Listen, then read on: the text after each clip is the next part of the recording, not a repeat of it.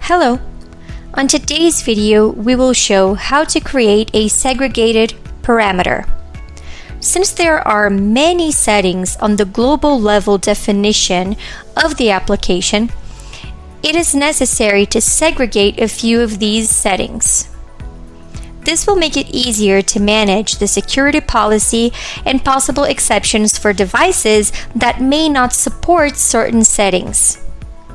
To do that, we will access the Settings menu, System Parameters, Segregated Parameters. The segregated parameters are divided into segregation levels. Through the path Settings menu, System Parameters, Segregated Parameters mentioned before, you can access all segregations registered for proxy sessions. The segregations respect a hierarchy and an override order, acting as a chain of readjustment layers. The next layer will always allow the user to override the previous sub-layer. The layers are global parameters, which are defined on the path Settings menu, System Parameters, System Parameters. Then we have the segregated parameters. They can be segregated by access group, by device, by credentials, and by origin.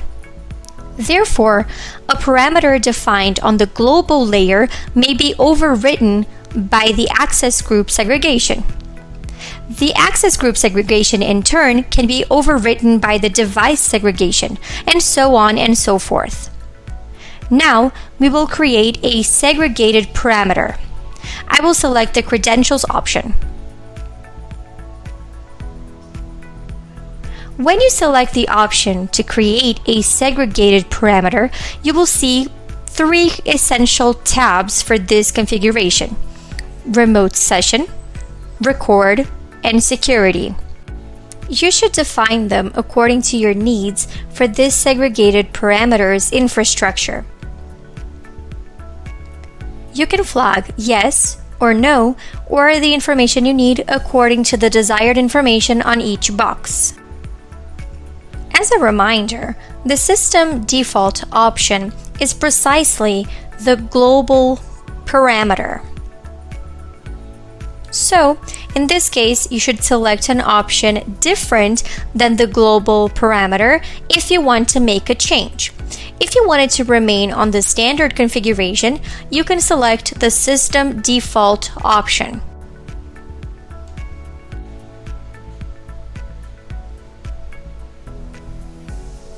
After populating all fields needed for this segregation, you need to select what it will be segregated by, whether it's a device, whether it's an access group to the credential, or the origin, so the IPs through which you want the origin segregation to happen.